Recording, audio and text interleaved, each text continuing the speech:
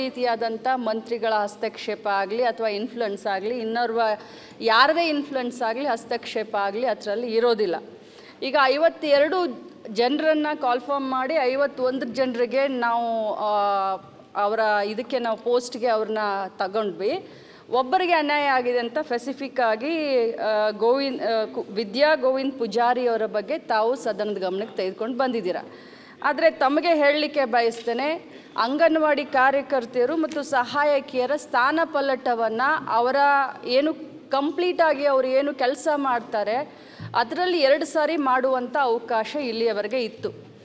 ಈಗ ಅದನ್ನು ಒಂದು ಸ್ವಲ್ಪ ನಾವು ತಿದ್ದುಪಡಿಯ ಮುಖಾಂತರ ಅದನ್ನು 3 ಬಾರಿ ಮಾಡಬಹುದು ಅಥವಾ 3ನೇ ಬಾರಿ ಮಾಡಬೇಕಾ ಸ್ಥಾನಪಲ್ಲಟ ಮಾಡುವಂಥ ಸಂದರ್ಭದಲ್ಲಿ ಅನೇಕ ನಾವು ಕೆಲವೊಂದು ಇದನ್ನು ಹಾಕಿದ್ದೀವಿ ಅವ್ರಿಗೆ. ಅಂದರೆ ಯಾವ್ಯಾವ ಕಾರಣಕ್ಕೆ ಅವರನ್ನು 3ನೇ ಸಾರಿ ಮಾಡಬಹುದು ಅನ್ನೋ ಒಂದು ನಿಯಮವನ್ನು ಹಾಕಿದ್ದೀವಿ. ಅದರಲ್ಲಿ ಅವ್ರಿಗೇನಾದರೂ ಸೀರಿಯಸ್ ಆಗಿ ಇಲ್ನೆಸ್ ಇದ್ದರೆ ಅದನ್ನು ನಾವು ಕನ್ಸಿಡರ್ ಮಾಡ್ತೀವಿ.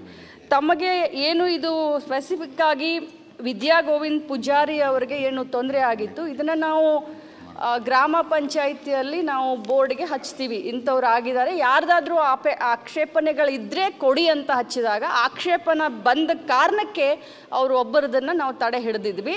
ಆದರೆ ಈಗ ಮಾನ್ಯ ಅಧ್ಯಕ್ಷರೇ, ಈಗ ನಾವು ವಿದ್ಯಾ ಪೂಜಾರಿ ಅವ್ರಿಗೂ ಕೂಡ ನಾವು ಅಂಗನವಾಡಿ ಕಾರ್ಯಕರ್ತೆಯಾಗಿ ಅವ್ರನ್ನೂ ಕೂಡ ಸೇರಿಸ್ಕೊಂಡಿದ್ದೀವಿ.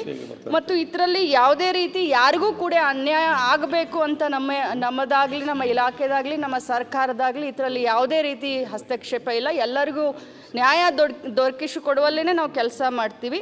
ಈಗ ಆ ವಿದ್ಯಾ ಅನ್ನೋರು ಕೂಡ ಅದೇ ಊರಲ್ಲಿ ಬೇರೆ ಅಂಗನವಾಡಿಯಲ್ಲಿ ಈಗ ಕೆಲಸ ಮಾಡ್ತಾ ಇದ್ದಾರೆ. ಮಾನ್ಯ ಅಧ್ಯಕ್ಷರೇ, ನೇಮಕಾತಿಯಾದ ಮರುದಿನವೇ ನಿಯೋಜನೆ ಮೇಲೆ ಮಾಡಲಿಕ್ಕೆ ಅವಕಾಶ ಉಂಟಾ ಕೇಳಿ. ಇನ್ನೊಮ್ಮೆ ಹೇಳಿ. ನೇಮಕಾತಿ ಕೊಟ್ಟ ಮರುದಿನವೇ ಒಂದು ದಿನ ಕೆಲಸ ಮಾಡಿ ಅಂಗನವಾಡಿಯಲ್ಲಿ ಮರುದಿನ ನಿಯೋಜನೆ ಮಾಡ್ಬೋದಾ ಬೇರೆ ಕಡೆಗೆ? ಮಾಡ್ಬೋದು. ಅದನ್ನು ಸ್ಥಳೀಯ ಅಧಿಕಾರಿಗಳ ಹತ್ರ ಚರ್ಚೆ ಮಾಡ್ತೀನಿ. ಅದು ಏನಾಗಿದೆ ಅನ್ನೋದನ್ನ ತಿಳ್ಕೊಳ್ತೀನಿ. ತಾವು ಮಧ್ಯಾಹ್ನ ಬಂದು ನನಗೆ ಭೇಟಿಯಾಗಿ, ನಾನು ಕೂಡ ಉಡುಪಿ ಉಸ್ತುವಾರಿನೇ, ನಮಗೆ ಯಾವಾಗಿದ್ರೂ ಸಿಗ್ತಾ ಇರ್ತೀನಿ, ಚರ್ಚೆ ಮಾಡೋಣ. ಒಂದು ಕ್ಲಾರಿಫಿಕೇಶನ್ ಮೇಡಮರೇ, 3 ಕಿಲೋಮೀಟರಿಂದ 5 ಕಿಲೋಮೀಟರ್ ಮಾಡಿದ್ದೀರಾ? ಮಾಡಿದ್ದಾರೆ 3 ಕಿಲೋಮೀಟರ್ನಿಂದ 5 ಕಿಲೋಮೀಟರ್ಗೆ ಮಾಡಿದ್ದೀವಿ. ಆದರೆ ಬಹಳಷ್ಟು ಈ ಗುಡ್ಗಾಡ್ ಪ್ರದೇಶದಲ್ಲಿ ನಾವು, ಯಾಕಂದರೆ ದಕ್ಷಿಣ ಕನ್ನಡ, ಉತ್ತರ ಕನ್ನಡ, ಉಡುಪಿ, ಚಿಕ್ಕಮಗಳೂರು, ಶಿವಮೊಗ್ಗ ಮತ್ತು ಮಡಿಕೇರಿ ಜಿಲ್ಲೆಗಳಲ್ಲಿ ಇದ್ದರೆ ಮಾತ್ರ ನಾವು ಗುಡ್ಗಾಡ್ ಪ್ರದೇಶದಲ್ಲಿ ಇದನ್ನು ಮಾಡಿ ಅಲ್ಲಿ ಏನು ನಾನು ಹೆಸರು ಓದಿದೆ ಈ ಜಿಲ್ಲೆಗಳಲ್ಲಿ ಮಾತ್ರ ನಾವು ಸಡಿಲಿಸಿದ್ದೇವೆ. ಬೇರೆ ಜಿಲ್ಲೆಗಳಿಲ್ಲ ಇಲ್ಲ. ಒಂದೇ ದಿನದಲ್ಲಿ ಬೋರ್ಡ್ ಕೊಟ್ಟು ನಿಯೋಜನೆ ಮಾಡುವುದಂದರೆ ಒತ್ತಡದಲ್ಲಿ ತಾವು ಮಾಡಿಸ್ತಿದ್ದೀರಿ.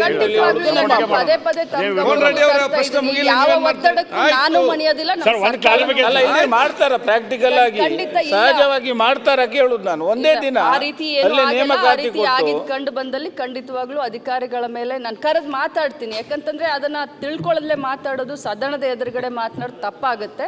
ತಮ್ಮನು ಕೂಡ ಕರೆಸ್ತೀನಿ, ಮಾತನಾಡ್ತೀನಿ. ಅದು ನೀವು ಕೇಳಿ, ಅದನ್ನು ಸರಿ ಮಾಡಿ ನೀವು. ಅದು ಸರ್, ಒಂದು ಕ್ಲಾರಿಫಿಕೇಶನ್ ಅಷ್ಟೇ ಸರ್. ಹಿಂದೆ ಸ್ಥಳೀಯವಾಗಿ ಇಂಥ ಸಮಸ್ಯೆ ಬರ್ತಾವಂತ ತಿಳ್ಕೊಂಡು ಹೇಳಿ ಅವ್ರಿಗೆ ಸಪೋರ್ಟಾಗೆ ಟಿ ಡಿ ಬಿ ಬೋರ್ಡ್ ಇವರು ಚೇರ್ಮನ್ರಾಗಿದ್ದರು. ನಂತರ MLAಗಳು ಮಾಡಿದ್ದಾರೆ ಸರ್ ನೇಮಕಾತಿ ಮಾಡಲಿಕ್ಕೆ.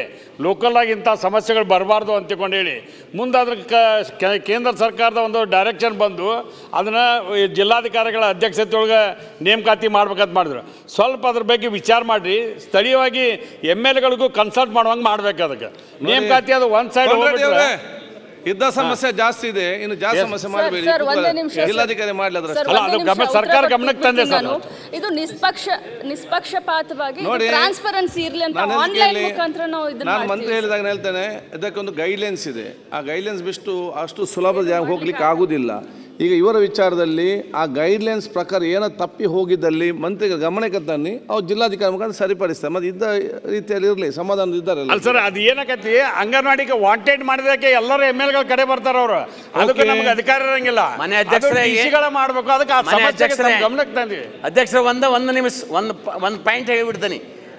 ಅದನ್ನ ಪಾರದರ್ಶಕ ಆಗ್ತದೆ. ಜಿಲ್ಲಾಧಿಕಾರಿ ಒಳಗೆ ಜಿಲ್ಲಾಧಿಕಾರಿಗೆ ಪೇಪರ್ ಮುಟ್ಟು ಕೊಡ್ದ ಒಳಗಿನ ಪಾನ ಹರ್ಕೊಂಡಿರ್ತಾರ್ರಿ, ಯಾರು ಮಾಡ್ಬೇಕಂತ ಆ ಥರನೂ ನಡೀತದ.